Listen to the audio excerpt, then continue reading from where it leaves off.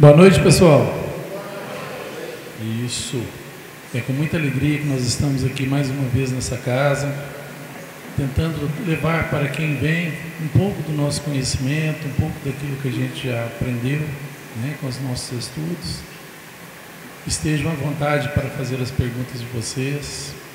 Contamos com a colaboração da espiritualidade que nos auxilia e que possamos ter um bom estudo. O Richardson vai começar com algumas perguntas que nós já temos aqui na mesa e estejam à vontade para fazer as de vocês. Boa noite a todos, né? Aos internautas também que nos assistem. A primeira pergunta é: como e onde a vida na Terra surgiu na visão espírita? Nós temos um livro que é chamado de Gênesis, que é uma das 5, faz parte de uma das 5 obras básicas do kardecismo.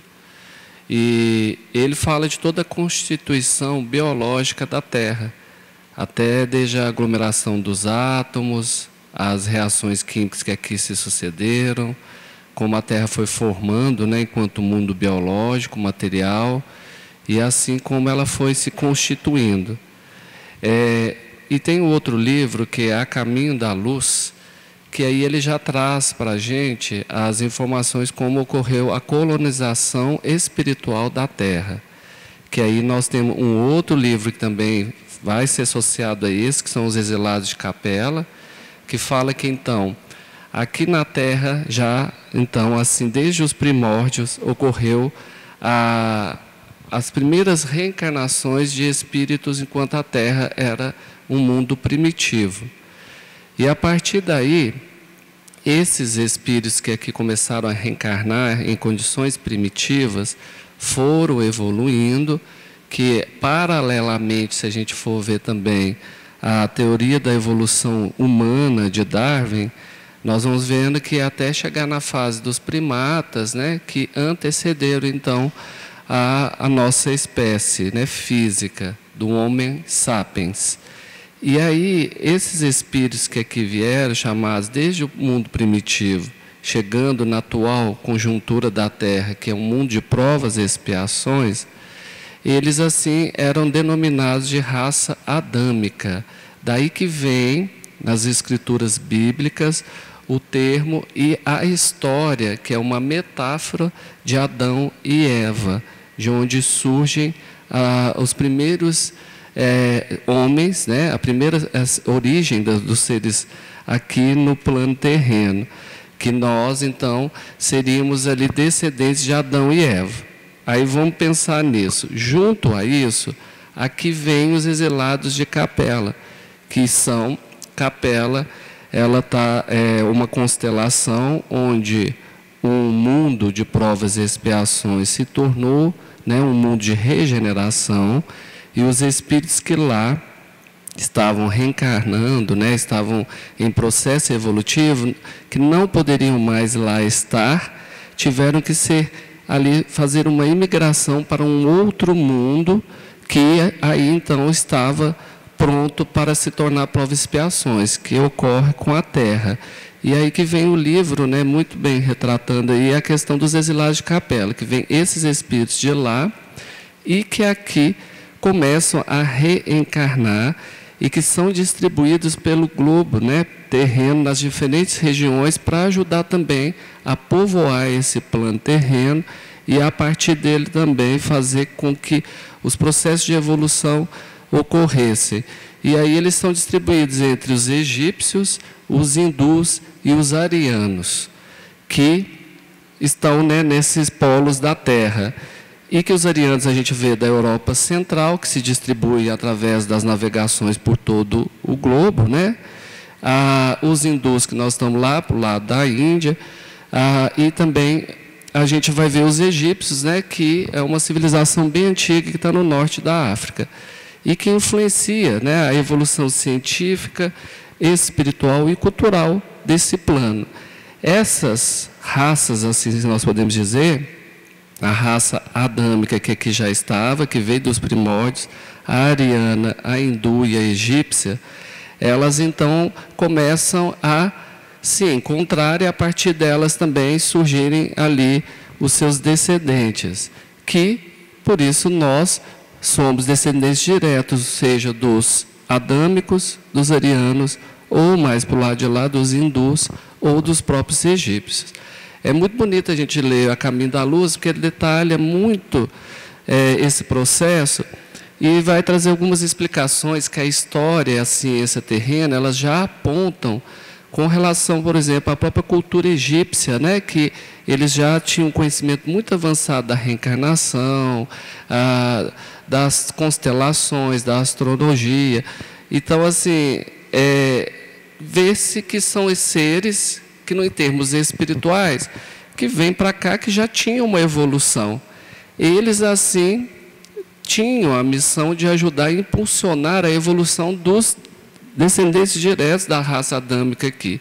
Só que esses espíritos, eles conservavam imperfeições, por isso que eles não puderam continuar lá, né, em Capela, com uma condição de mundo de regeneração, porque eles ainda tinham muito apego às questões materiais, as questões intelectuais estavam até avançadas, mas as questões morais e espirituais não tanto. Que a gente vê na história aí que eles chegam aqui e, de acordo com a capacidade que eles tinham, eles acabam até escravizando outras raças, que dentre elas a raça adâmica. Assim como os arianos também, a gente vê o movimento que eles fazem. Os hindus vieram para cá porque, quando eles estavam lá em Capela, eram povos que avançaram muito na questão espiritual, mas na intelectual e na moral, eles ficaram um pouco atrasados. E na questão espiritual, muito apegados a rituais, a crendices. E o tripé da evolução é intelectual, espiritual e moral. Para estar no mundo de regeneração, você precisa estar equilibrado nesse tripé. Então, os hindus, que aqui formam, né, a raça hindu, lá, eles estavam até avançados espiritualmente, mas intelectualmente e moralmente ainda um pouquinho atrasados. Os arianos estavam já mais estagnados, não avançados espiritualmente, né, nem moralmente, intelectualmente bastante avançados, mas utilizando esse conhecimento para oprimir outras raças, para se apoderar de questões materiais, né, para subjugar outros povos. Que vocês veem que vem para cá e aqui continua, né? E os egípcios, um pouco avançados espiritualmente, um pouco avançados moralmente, né, intelectualmente, mas com esse atraso também de muito apego às questões materiais e mundanas, vieram para cá, para impulsionar a evolução daqui, principalmente com os adâmicos que aqui estavam. Só que eles aqui ficaram. Os egípcios até conseguiram avançar muito, ainda temos descendentes de egípcios, os arianos estão por aí, e os hindus lá do outro lado. E também tem uma outra raça que para que veio, mas que ela veio de uma outra constelação, que no final do Caminho da Luz eles citam ela, e vai ter uma outra obra espírita que vai falar da raça amarela, que são os orientais, que aí vieram a ser os chineses, né, e os japoneses, toda a raça oriental.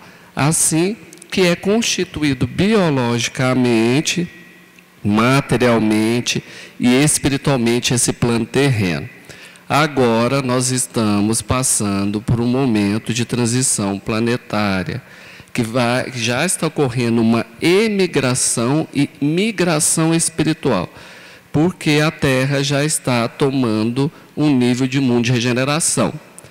E, assim como ocorreu em Capela, nós teremos aqui também um exílio de espíritos que não têm condição mais de reencarnar na Terra, quando ela vai nesse processo se tornando um mundo de regeneração, assim como a chegada de espíritos que já têm perfil de mundo de regeneração. Então, nós estamos bem aí no meio do caminho, experimentando isso, né? E aí, a gente vai ter uma obra que o Emmanuel vai falar assim, que tem um novo planeta que é chamado de Quiron, que está se tornando de primitivo para provas e expiações. e que os exilados da terra irão para lá.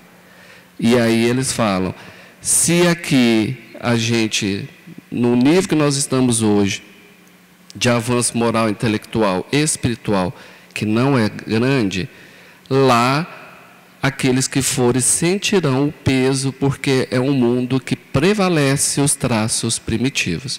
Primitivos, quando a gente remonta à época da Terra, do tempo das cavernas, né?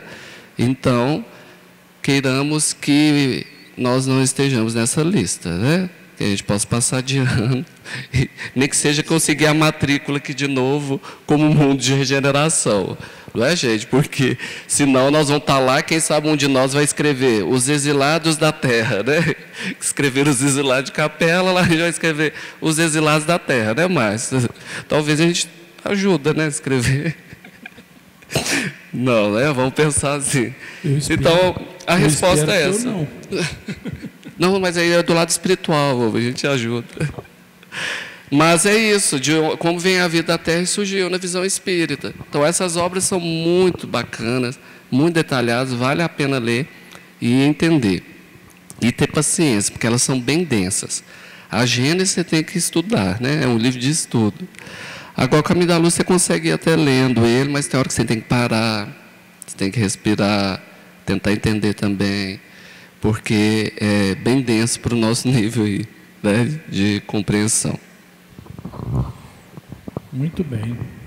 Chegou uma pergunta aqui da casa, uma pergunta que a gente fica até meio sem saber como responder bem, porque quando vem esse tipo de pergunta, normalmente a pessoa já tem um parente, né, que teve um desencarne assim. E a pessoa começa desejando paz e luz, nós agradecemos, e ela pergunta, para onde vão os suicidas? É possível que eles venham nos visitar para pedir oração? Essa questão para onde vão, ela é muito complexa, porque para tudo tem uma... Ô Mário, meu telefone está, meu microfone está... Estão escutando o barulhinho? Está ruim, tá?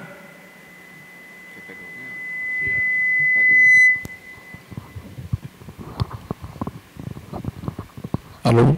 Senão vai dar dor nos tímpanos, né? Então, assim, é complicado, porque é uma questão muito delicada. Porque quando a gente fala de suicidas, nós estamos falando de espíritos em desequilíbrio, muito desequilíbrio, né? Mas para tudo tem um adendo, né? Tem um motivo, tem ali um auxílio, tem um amparo, leva-se em conta muita situação, né, da criatura naquele momento do ato. E não existe um padrão fixo. O que a doutrina nos traz é o seguinte: existe um lugar chamado Vale dos Suicidas, para onde vão essas criaturas. É um lugar muito tenebroso. Não foi um lugar criado por Deus, né? É um lugar de vibração. Eles são atraídos por sintonia vibratória, porque quando a gente desencarna, é a nossa vibração, é aquilo que nós somos, aquilo que nós emitimos, é que nos leva para os mundos espirituais. Os mundos espirituais. Jesus ainda falava que a casa do Pai há muitas moradas, né? Então, ele falava tanto dos mundos habitados, né, dos planos habitados, como também das dimensões, né, psíquicas que as criaturas ficam por elas. Então, aquele que a gente chama de umbral, Vale dos Suicidas, nada mais são do que estados mentais da criatura, né? Então, eles se agrupam por sintonia vibratória. E espíritos de alto desequilíbrio, plano de alto desequilíbrio, né? E eles ficam ali remoendo, revivendo aquilo que eles fizeram, sentindo às vezes fome, dor, mas é tudo na consciência. Não existe dor física, não existe fome física, não existe a sede, mas psicologicamente eles passam por isso. Sentem a ferida às vezes do ato aberto, quando é enforcado, a forca, sufocando, né? Depende do tipo de suicídio que eles fizeram. E aquilo eles vão ficando. São desamparados? Não, nunca são desamparados. Inclusive, Maria de Nazaré, ela tem uma equipe espiritual que trabalha com ela em socorro dessas criaturas. Mas existe uma coisa chamada livre-arbítrio e que deve ser respeitado. Por mais que a espiritualidade tente, às vezes ela não consegue livrar a pessoa daquele remoer, daquele ato de se culpar pelo que ela fez. A pessoa se culpa, se condena, porque no momento do suicídio, o que a pessoa imagina? Vamos tentar imaginar. A pessoa está fugindo de alguma coisa, concorda? Ou de um problema, ou de uma situação, da vergonha, né? Depende muito da pessoa, do desgosto pela própria vida. Então ela vai e faz aquilo tentando fugir, achando que o suicídio vai colocar fim naquele problema dela. E no segundo seguinte, ela se vê acordada. O corpo já sem vida, mas ela continua ali, com o mesmo problema, com a mesma situação, com a mesma dor, porém, agora com a culpa do ato. E isso vai fazê-la com que ela entre em situações de alta perturbação.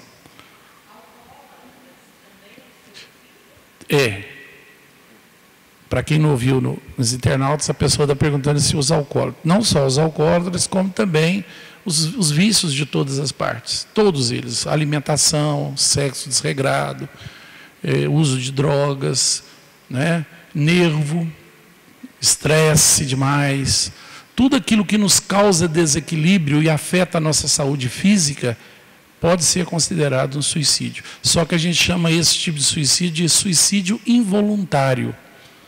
A pessoa não está buscando morrer, ela está simplesmente estragando a sua saúde física, que vai levá-la à morte. É considerado também um ato de suicídio. Eles não vão para os mesmos lugares, né, que o suicida, mas vão também para planos de tormentos, temporariamente. No próprio filme Nosso Lar, para quem assistiu ou quem leu o livro, André Luiz, ele era alcoólatra. Né, ele teve um câncer, morreu derivado dos seus vícios, dos seus excessos, né, era médico, sabia o risco que estava correndo, e passou 8 anos no umbral até que ele foi socorrido. Né, e inclusive no momento que ele é acolhido pela espiritualidade, é um momento onde ele lembra da mãe dele ensinando ele a orar, e ele lembra que existe um Criador, é onde ele é socorrido, porque a espiritualidade aproveita cada segundo de lucidez da pessoa para poder buscá-la ali. Não esquece. Quem morre não esquece da vida. Não é porque morreu. Nós continuamos exatamente como somos. Não muda uma vírgula. A morte só tira o corpo físico. Nós continuamos. Eu não sou o corpo. O corpo, eu estou nele, eu uso o corpo como eu uso a roupa. O corpo acaba, né, e a gente continua. Então, essas criaturas vão para o Vale do Suicida. Podem haver espíritos suicidas que ficam vagando entre nós também, e pode buscar a família. Né? A oração é o maior meio de comunicação que nós temos. Tanto com Deus, nosso Criador, como com aqueles nossos queridos que já foram. Mas não é essa oração decorada que a gente tem mania de recitar. Porque quando a gente recita uma coisa decorada, aquilo vira mecânico, deixa de haver o sentimento, deixa de haver a verdade. E é justamente a verdade, o sentimento daquilo que mais eu tenho de valor, é que me conecta. É aquela saudade verdadeira de um ente querido, é aquele desejo de que ele esteja bem, onde a gente eleva o pensamento para Ele, e normalmente muita gente reclama: você não devia ter ido, você não devia ter feito, você deveria estar aqui, você não podia ter me deixado. Isso só leva mais sofrimento àquelas criaturas. Então, todos aqueles, independente da forma ou do tempo que ficaram com nós, e da forma como foram embora, nós temos que só agradecê-los pela oportunidade de estarmos juntos aqui na Terra. Né? Se foi pouco tempo, se foi muito tempo, esse tempo é determinado de acordo com aquilo que eu preciso passar, com aquilo que eu preciso crescer, com o que eu preciso aprender. Né? Não existe uma tabela pronta para todo mundo. Por isso é que nós temos o livre-arbítrio. O nosso livre-arbítrio é o poder de decidir sobre nós mesmos. E também nos dá a responsabilidade sobre nós mesmos. Então, orar, a gente ora com o coração. Orar é conversar. Oração é conversar. Conversar com aqueles que foram. Pedindo a Ele que lembre que Deus que existe. Pedindo a Ele que Ele também ore, pedindo auxílio a Deus e auxílio aos amigos espirituais, ou, dependendo da fé, ao seu anjo da guarda, já na nossa visão, aos nossos mentores e os nossos amigos espirituais. Né? Então, é a forma como a gente encara. Ninguém é desamparado. Ninguém. Mas mesmo no plano espiritual, o livre-arbítrio é respeitado. Enquanto a pessoa sentir e se punir pelo que ela fez, ela vai ficar ali. Porque ela mesmo fecha o canal de contato com aqueles que estão do lado. André Luiz, quando foi resgatado, ele pergunta: por que vocês demoraram tanto? Ele passou 8 anos, 8 anos terrenos. E eles falaram assim: mas nós nunca saímos de perto de você. Nós estávamos aqui o tempo todo. Você que não nos via, você que não tinha esse canal aberto. E naquele segundo em que ele eleva o pensamento lembrando da mãe, pedindo auxílio, foi imediato o auxílio para ele. Para os suicidas também. Né? Então, assim, a gente tem que orar muito por esses irmãos que, infelizmente, desistem da vida, porque a vida não é fácil para ninguém, a gente sabe. Todos nós trazemos a nossa bagagem de vidas anteriores, e essa bagagem são as nossas provas e expiações da vida presente, né? Como os nossos erros e os nossos acertos também, amanhã, na próxima vida, também vai ser os nossos, eu espero, regeneração, né? Que a gente já esteja merecendo aí a regeneração, mas que a gente tem que orar muito por essas criaturas, porque elas passam muita dificuldade do lado de lá. E quando a gente ora por eles, eles sentem que como se fosse uma brisa suave aliviando a dor. Sabe? Quando a gente mentaliza um irmão que esteja em sofrimento, ou aquele que já está no caminho da paz, eles sentem a nossa vibração. Quanto mais evoluído, mais eles percebem a nossa oração. Quanto menos evoluído, eles sentem uma espécie de um alívio temporário para aquele tormento deles. Então, orar é o melhor remédio. Não precisa deles pedir. A gente ora. Ora agradecendo. Pedindo que eles estejam bem. Pedindo à nossa mãe, ao nosso pai, ao nosso marido, à nossa esposa, ou até aos nossos filhos que já foram, que não se preocupem com a gente. Eles cumpriram a tarefa deles. E nós estamos ainda cumprindo a nossa. Então, que eles sigam em frente, sem preocupar conosco. Não é? Porque tem muita gente que acha que porque um parente morreu, que ele está em condições de auxílio. Às vezes está necessitadíssimo de ser auxiliado. E às vezes é a nossa oração que vai auxiliá-lo de lá. Então nós temos que pôr isso. Nós temos que estar sempre servindo e nunca pedir serviço. É por nós, é sempre pelos outros. Márcia, até complementando um pouco, a gente tem que remeter ao livro O Céu e o Inferno, porque lá fala que céu e inferno é um estado de consciência. Nós podemos estar aqui encarnados e estarmos no inferno ou no céu. Então, a diferença de quando nós desencarnarmos é simplesmente que nós não estaremos mais no corpo físico. mas o que prevalece são os nossos estados mentais. E dependendo do indivíduo que desencarna em detrimento, né, de um momento de muito desequilíbrio, né, que está numa turbulência mental, quando ele passa para o outro lado, ele simplesmente perde o corpo físico e muitas vezes ele pensa que o corpo físico, com a morte do corpo físico, todo aquele sofrimento que ele estava passando iria terminar, mas não. E ele continua preso nesse estado mental. E aí muitas vezes as pessoas questionam, né? Elas falam assim, mas por que a espiritualidade não ajuda? Por que não intervém? Como o Márcio falou muito bem, intervém. Mas não tem como fazer ao outro aquilo que ele mesmo não permite, que entra a questão do livre-arbítrio. Enquanto ele não estiver fechado na sua prisão mental, que aí essa vibração faz com que eles fiquem presos, né, nessas regiões inferiores, por causa da vibração deles, ali cada um está no seu inferno, né? Cada um está ali mergulhado nas suas dores, no seu sofrimento. Só quando ele se permite, começa a despertar, que ele começa a perceber ao seu entorno, e aí se conseguir ali receber a ajuda que sempre esteve disponível para ele. Tem uma pergunta: um espírito desencarnado sem luz, ele pode sentir os nossos pensamentos quando estamos encarnados? Aí ela vai, né, dando continuidade até essa explicação. Sim, nós somente mudamos de lado.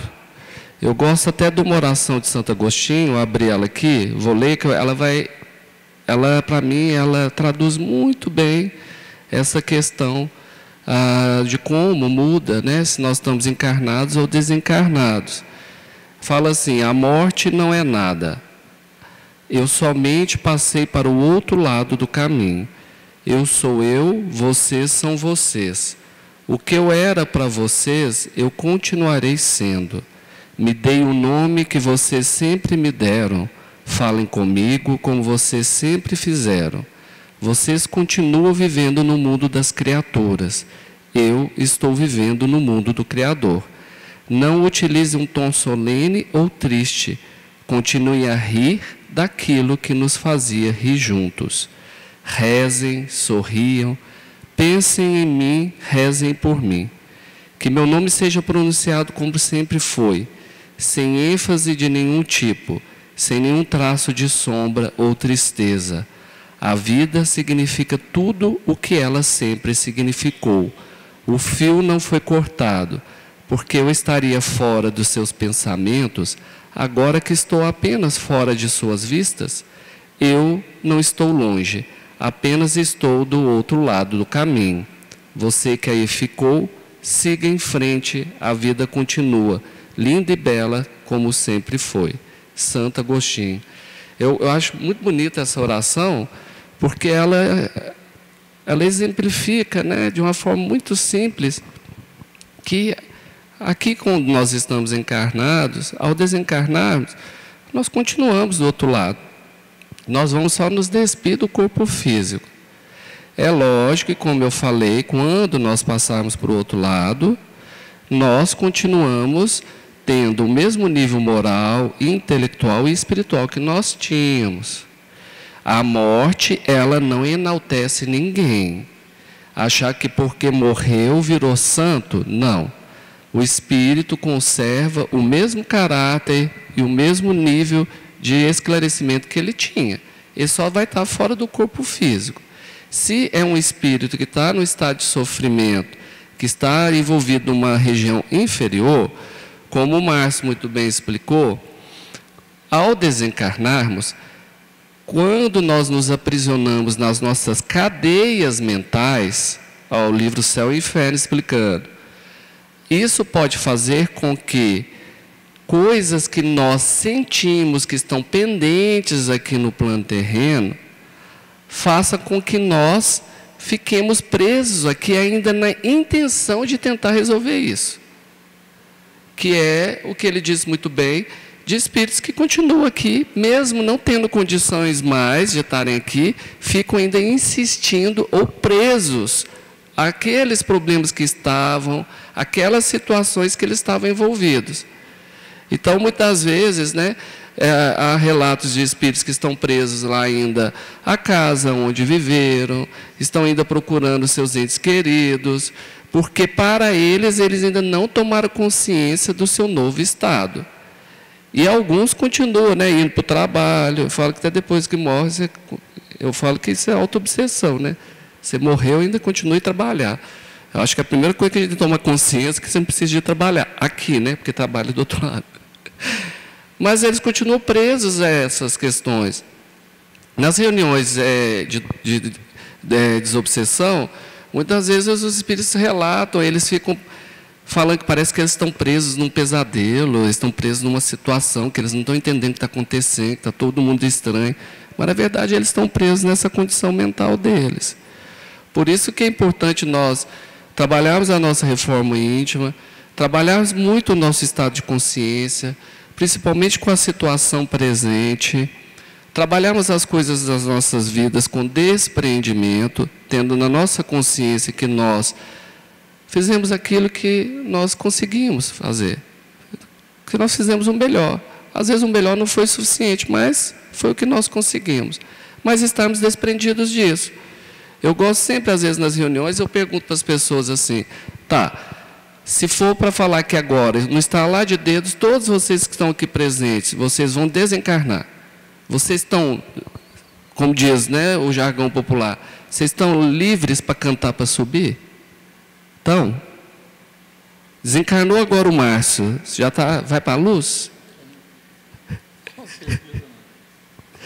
O que você pensar aí agora, que você ficou preocupado? Ah, mas o meu filho é pequeno. Ah, minha mãe é idosa. Ah, mas eu tenho minha esposa. Ah, eu tenho aquelas contas para pagar, né? Tem gente que é tão sério, bacana, que fica preocupado em morrer e deixar as contas, né? Eu acho isso bacana mesmo para quem fica, né? Não ficar conta para a gente.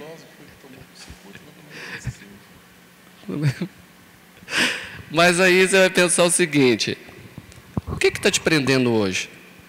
Então, a gente tem que ter uma filosofia de vida, é lógico, nós temos que ter planejamento de vida a curto, médio e longo prazo. Mas a morte física, o desencarne, ele pode ser agora. E se for agora, você está livre? Ou você vai ficar um espírito obsessor aí que a gente vai ter que trabalhar na reunião de desobsessão, né, Márcio? Não vou te atender, não. O que está te prendendo? Que isso que é reforma íntima. Porque você vai se organizar e as coisas vão, né, ocorrer de acordo com o tempo que você tiver aqui. Mas se terminar, gente, acabou. O que poderia ter sido feito foi, e que você esteja leve, livre, né, numa boa vibração, para você ir. Porque senão fica preso a essas casas mentais, fica preso a essa situação terrena. E é isso que acontece, né? E aí pergunta, esses espíritos podem sentir o nosso pensamento? Tem uma pergunta no livro dos espíritos, é que os espíritos influenciam na forma e nas coisas que nós fazemos? Mais do que pensais. Não é? A verdade são eles que vos dirigem. Sim, continuamente nós influenciamos a casa mental do outro e o outro influencia a minha casa mental, independente desse outro estar aqui encarnado ou desencarnado. Aí que surgem os processos de obsessão, de encarnado com encarnado, de encarnado com desencarnado, ou de desencarnado com encarnado, ou de desencarnado com desencarnado. Não pense que se você tem alguém que é obsediado aí, ou que alguém te obsedia, que você vai desencarnar, que isso vai acabar, não vai não. Você vai só mudar de lado e aí os dois vão ver a treta lá do outro lado. Não é? Aí, ou senão alguém te obsedia aqui enquanto encarnado, aí essa pessoa desencarna. Aí quando vê, você fala assim, eu fiquei livre. Ficou não, gente, ficou pior, porque agora está do outro lado.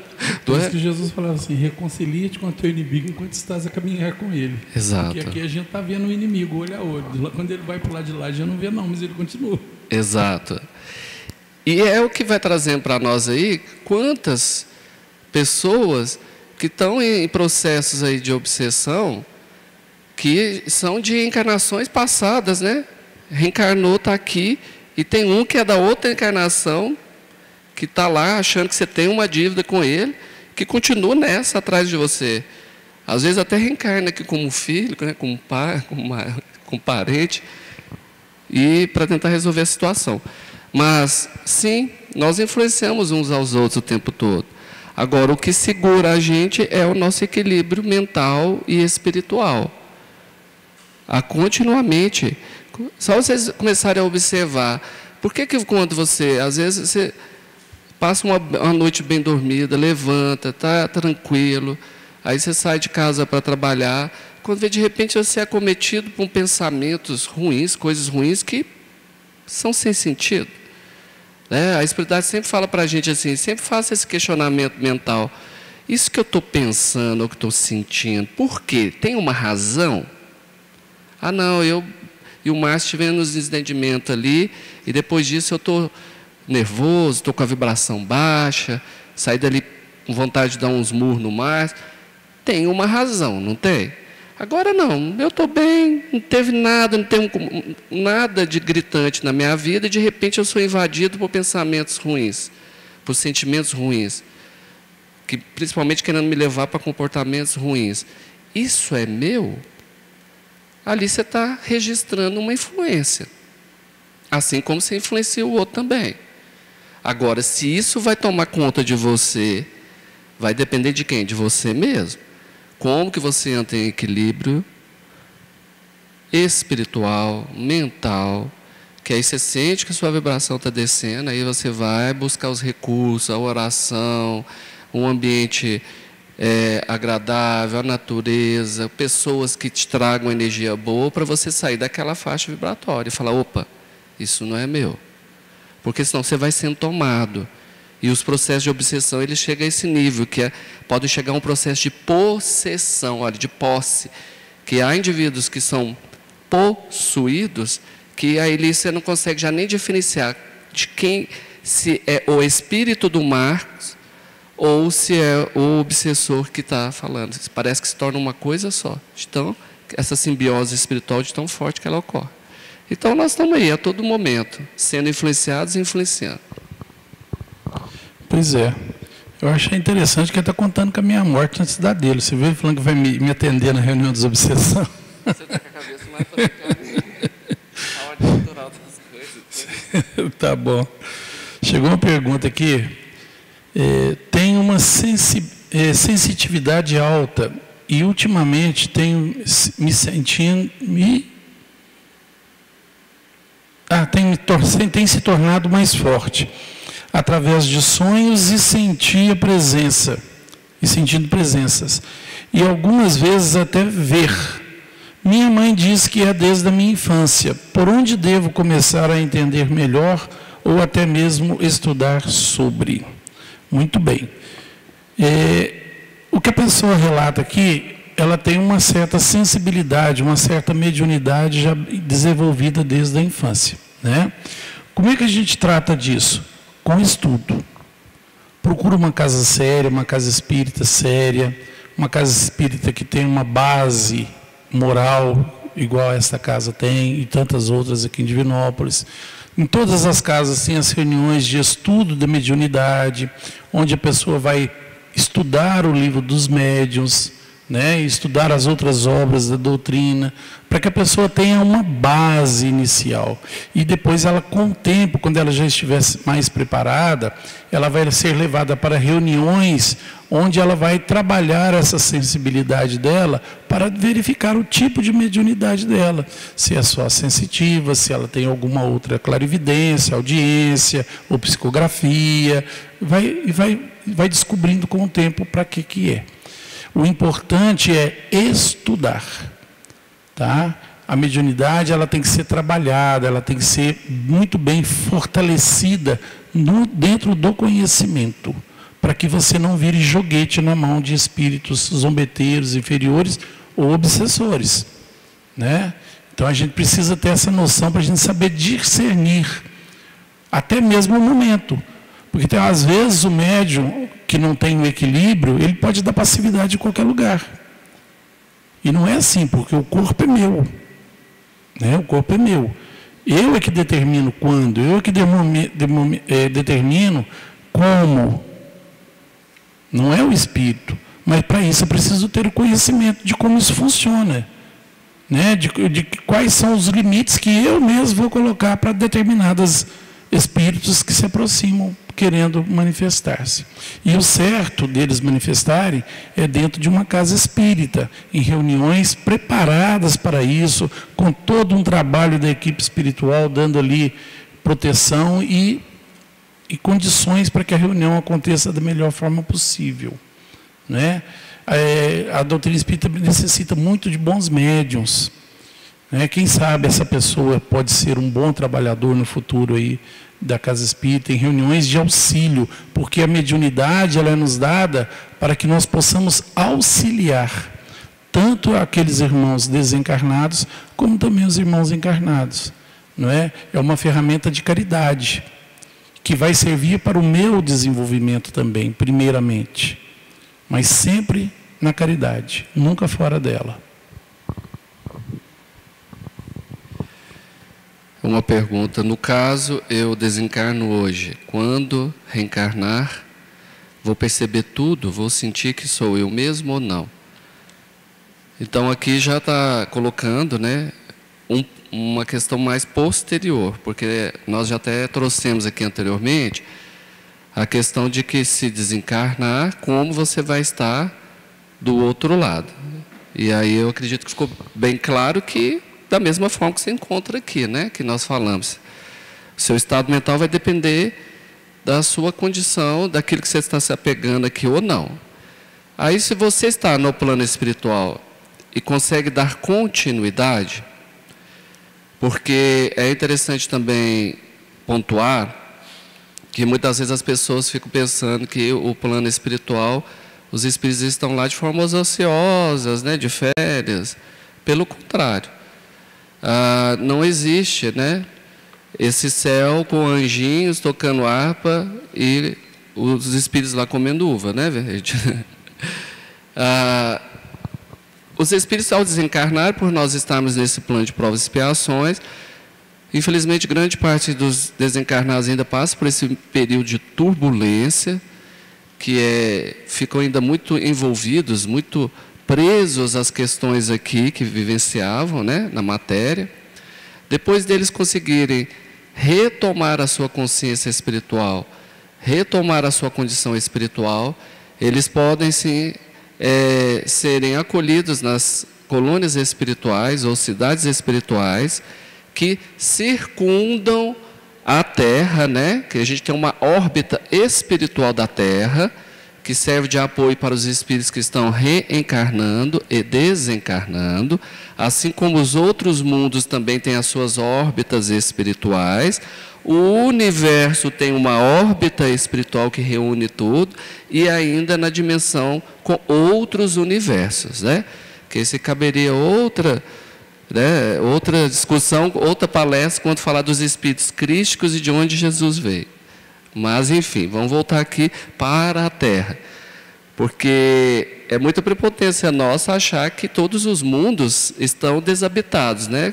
Deus seria um ser que desperdiça muito, né? Porque se a gente for olhar, cada planeta desse, tem planeta que cabe mais de 50 planetas terras dentro dele, e aí Deus criou isso para ficar vazio, e só a Terra, só nós, que importância que nós temos, que é só aqui que existe vida, né? Só que lá no Livro dos Espíritos está lá a pergunta, existe vida nos outros planetas? Não como conheceis, porque nós somos limitados à vida biológica, né? A NASA está procurando lá vida biológica. E tem um livro lá, Cartas de uma Morta, da Maria João de Deus, que foi a mãe do Chico Xavier, que ela traz muito bem como são a vida espiritual nesses outros mundos aí, e que os espíritos lá estão também em processo de evolução, e que são mundos mais adiantados, né, do que o nosso, que não habitam corpos biológicos, por isso que a gente não sabe, mas está tudo aí, né, em processo de evolução. Mas, enfim, se você lá é abrigado, você vai se preparar, se houver a necessidade, você dar a continuidade. E se você conseguir passar no vestibular da reencarnação, porque a vaga é muito disputada, como Emmanuel dizia, 3 desencarnados para cada encarnado. Nós estamos com 7 bilhões de encarnados, 8 bilhões de encarnados, então tem 24 bilhões de desencarnados na órbita espiritual da Terra. E muitos ali querendo ter uma oportunidade de matricular nessa escola aqui, e a vaga é concorrida. Se você concorrer, se você fazer seu plano reencarnatório, conseguir reencarnar, quando é que regressar, você vai ter uma amnésia temporária da sua memória espiritual, que vai ficar ocluída, porque você não consegue reencarnar com toda a sua bagagem de memória espiritual. Uma porque o corpo biológico não suporta, e outra porque você não suportaria, porque você aqui encarnado, relembrando de tudo que aconteceu, você ia ficar mais apegado aos remorsos do que tentar fazer de novo e fazer um novo fim, não é? Então perguntou, vou sentir que eu sou eu mesmo ou não? Aí eu gostei de uma fala uma vez de um mentor que falou, quem é você mesmo mediante as várias reencarnações que você teve? Você é a sua essência. Agora, nesta reencarnação, eu visto um corpo, tenho uma identidade, uma história enquanto Richardson. Mas em outras reencarnações eu fui índio, escravo, fui hindu, egípcio, o que foi, né? Fui mulher, homem, criança. Então, vou sentir que sou eu em qual nível? Da sua essência ela se mantém. Aonde que você evoluiu até onde você está. Agora, quanto à sua identidade, isso vai fazer parte do capítulo do livro da sua história espiritual. Porque cada reencarnação é um capítulo, né? É uma história que vai te ajudando a avançar e você continua na próxima exatamente aonde você parou na anterior, em termos de evolução espiritual, intelectual e moral. Ok? Bom, pessoal, tinha mais uma pergunta da casa aqui, mas o tempo nosso já esgotou. Ela fica para a semana que vem, tá bom? E eu agradeço a vocês a presença. Estejam sempre. Daqui a pouquinho o Richard está de volta aí com a palestra. E ele é muito bom. Nós vamos escutá-lo. Um abraço a todos e fiquem com Deus.